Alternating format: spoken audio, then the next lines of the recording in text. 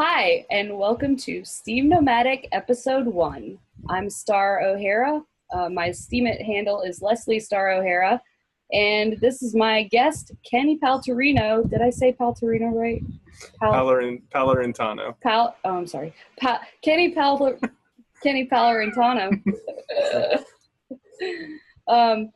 SteemNomadic is a show all about Steemians who travel or are expats or are digital nomads or otherwise itinerant. And this is our first episode. And so we're going to talk to Kenny, who is Kenny's Kitchen on Steemit. And Kenny has a long history of traveling around and serving delicious vegan food at rainbow gatherings, as well as other places and events around the world. Hi, Kenny. Yeah. Hey, thanks for having me on. Thank you for being here. We'll just jump right in. I was looking at your Steemit page earlier, and I saw that I was reminded that you had recently gone to the National Rainbow Gathering for yet another Kenny Cooks edition with instant soup. So why don't you tell us a little bit about that? Yeah, well, it was an amazing and exhausting time, as it always is. Instant Soup is a 24-hour vegan kitchen that's been setting up at the Rainbow Gathering for 21 years now. And so we serve, out of 20 to 30 gallon, just massive pots, and we pump out one an hour, maybe one every half hour, depending on how busy we are. And it's all, as with everything in the Rainbow, it's all just free. If you show up, we'll give you food. If you want to help, we've got jobs for you. And it all just kind of falls into place like that. The Rainbow is a really beautiful example of how voluntary socialism or voluntary, communal work can really flourish. Yeah. So tell us about, I think you just gave a pretty good explanation for what rainbow gatherings are, but for the uninitiated, for those who've never even heard of it, can you give us a little bit more information about it? So Rainbow is, the way I like to describe it is it's an anarchist city in the woods. City being a very loose term, mostly just referring to the number of people in a proximity to each other. And then there's different neighborhoods or communities, or they're generally called camps, or some of the camps are kitchens, like Instant Soup is. And so this year the gathering had 15,000 people in it, and Instant Soup has between 20 and 100 at a time, and there's other kitchens that all kind of have 20 to 100 at a time, are all based around totally different shared interests, shared religious things. There's a Hare Krishna camp, there's Jesus camp, there's Home Shalom, there's Fire Spinners camp for people that's their thing. Green Path is just for herbal healers, medicine workers, people going to learn more about the edible mushrooms in the area and stuff like that. It just kind of covers the whole range. There's plenty of camps where people just get high for days on end, trip on acid or whatever, but everybody's in this bubble of true anarchy where you can do whatever you want as long as you're not hurting anybody, and right. Nobody's going to hassle you. Someone might say an adult, hey, what you're doing is kind of dangerous, you should think about not, there's interaction, there's boundaries, but you can effectively just do whatever you want, and there's no money involved. There's no money to get to the gathering, or there's money to get there, whatever, a plane or gas. There's no money to get into the gathering, and there's no money used at the gathering. If you're hungry, go to a kitchen or go to Main Circle where everybody's serving dinner. You got food. If you're thirsty, go to any of the kitchens and they'll give you water.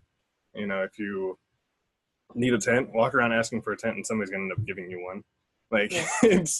It's a really welcoming and loving space. And so how long have you been attending rainbow gatherings? It's been 3 years. This is my third national gathering, and then I went to a couple of little regionals, and I went to the Guatemala gathering last year. And when you went to your first rainbow gathering, was it were you immediately drawn to the kitchens, or to that kind of functionality of being at the gathering? Was that kind of your rainbow calling? Oh yeah. I quit my old job and like moved out of my house, gave up pretty much all my stuff, moved into a backpack, and then loaded a friend's bus with about 700 pounds of food, because my last job was at Bob's Red Mill. So I just been buying beans and nuts and grains and stuff at a discount. And so, yeah, that was my whole plan. Was I showed up with hundreds of pounds of food, and I cooked 16 hours a day for like 2.5 weeks. Was that the first time? Was that the first time you'd ever cooked for such a large number of people? Oh yeah. Yeah. Yeah, I'd done little catering gigs for like 30 or 40 people before, but never, 1,000 a day. Right. And since then, I know that you have traveled. You've done quite a bit of traveling. I met Kenny at Anarchapulco earlier this year in February, and actually I knew him from Steam It before. But it was interesting that I was talking to a mutual friend of ours, and I said, I just don't know where I'm going to stay when I come down to Anarchapulco. Everything seems so expensive, and I'm, kind of trying to do this on a budget and everything. And our mutual friend Nathan said, I'm going to put you in touch with Kenny, because he's got this house going, and a bunch of people are going to be staying there, and they're all like really creative people just like you. And so he did put me in touch with Kenny. And what I learned about Kenny is that Kenny is a fantastic, not just a fantastic chef who can cook for a lot of people and it's really good, healthy vegan food, but also Kenny is a master networker. And I don't mean that like, in that schmoozy way that you sometimes hear people talk about, networking and like rubbing elbows and stuff. Kenny makes genuine connections with people all over the place. And he is like bursting at the seams to share those connections with other people. It seems like, he likes to make that kind of stuff happen. And he's on Steam It. You might have noticed, if you're following Kenny, that he's into the Minnow Support Project. He has a thing called Pay It Forward, where you buy a rando whale vote for somebody else. And those things are really awesome. He's just always connecting people. So at Anarchapulco, you did also cook a lot of food for a lot of people, right? Yeah. I worked with Verde Vegan this year, helping them, their business model's like 10 to 15 customers a day, kind of. Just a quiet little cafe. And I helped them change the menu around and adjust the pricing and come up with all of that. And then I actually worked in the restaurant during the conference too. Because people that don't know, we actually had Verde Vegan, the one organic vegan place in all of Acapulco, set up downstairs from the conference this year in the same hotel. And yeah, it was amazing. We ran out of food so many times. Like, I was telling them to just order. We had like 50 kilograms of dates. We got insane numbers. I remember after the conference going to Verde Vegan, and I think you were there. Anyway, there was like all these dates. There were like boxes and boxes of dates. And they were like, what are we going to do with all these dates? Well, I hope they got used. Dehydrated fruit's a great thing to have too much of. Yeah. But yeah, it was really cool being able to connect with people at the conference in a totally different way. Like the first time I met Foster Gamble was like taking his order and giving him a smoothie, rather than coming up and being like, hey, I saw your documentary, like just a totally different interaction. It's one of the things I like about feeding people at these events. Totally. Okay. Yes. And by the way, for those who we gave the whole explanation for Rainbow, but we didn't explain Anarchapulco. Anarchapulco is the world's largest gathering of anarcho-capitalists and voluntarists. It takes place every year in February in Acapulco, Mexico. Beautiful, sunny Acapulco, Mexico. And it is a blast, and you should totally go if you're into that sort of thing. So has most of your traveling over the past few years been to Rainbow and festivals and stuff like that? I wouldn't say most. There's the festival season from like May to September. That's definitely what most of my travels have been. Is like a festival every other week or so. But then in the winter and like fall, like everywhere from October then back around to like April, it's more staying with people that I've met in those journeys and like helping them, whether it's teaching them to cook vegan food, just cooking them vegan food, if it's helping them clean their house, work on projects that they've got going, businesses, whatever it happens to be. And then just trying to plug in with as many different activist groups and communities as I can. I spend a lot of time in Colorado. The Denver Boulder area has a huge network of like conscious anarchist kind of, there's some more right, some more left, some more up and some more down, but it's just really good people, like what we see at Anarchapulco, but there's like 1,000 of them that live there and they're all connected. I stay at Adam Kokesh's farm down in Arizona for a week at a time every now and then. I've gone down to visit Derek Rose and the Houston Freethinkers, and I just kind of float around to the bright spots of the movement, and then when I'm in between those, I'm usually staying with somebody who's kind of secluded where they live and don't get to experience that except at the conferences. So I like bring them a booster shot of community. Yeah. Oh, that's so awesome. I love the way you think about that. A booster shot. Okay. Cool. It's like it's strengthening your immunity to the rest of the world while at the same time, filling you up with good, what did you say? The bright spots. Yeah, the bright spots.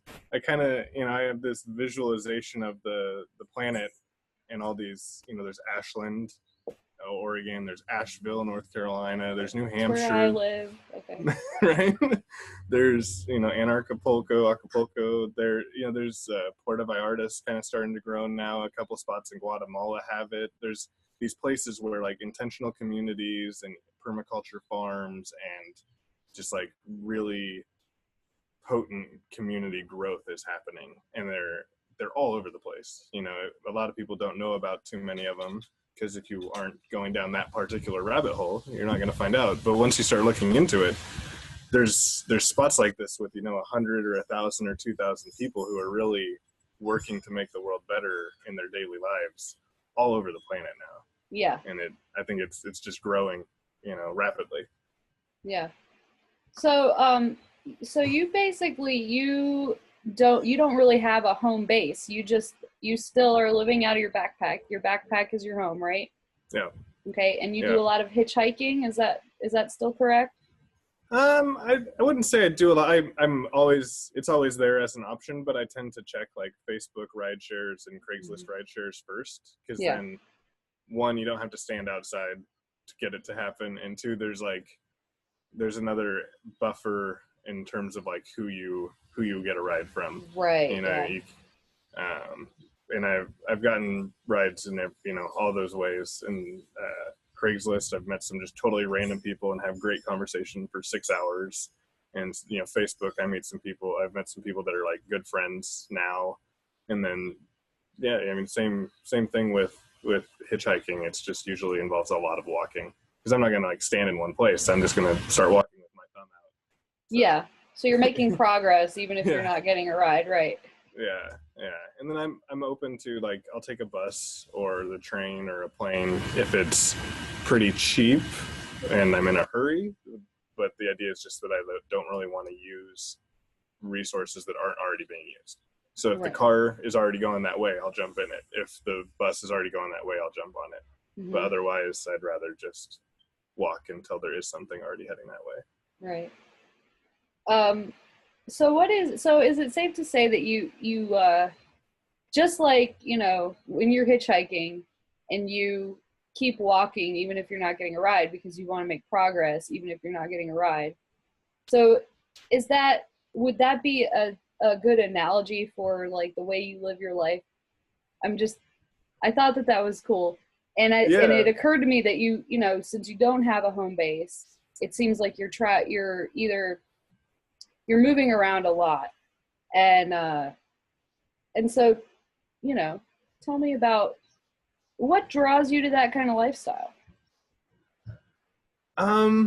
In the beginning, it was mostly that I had been in the same place for like a decade, and so I had the same people around me. I had changed a lot. I had stopped drinking. I had stopped doing drugs. I had stopped playing video games all the time.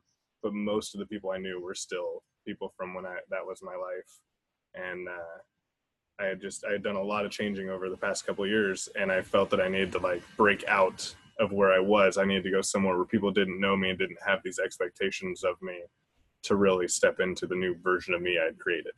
Right. And then from there, I just kind of follow the flow.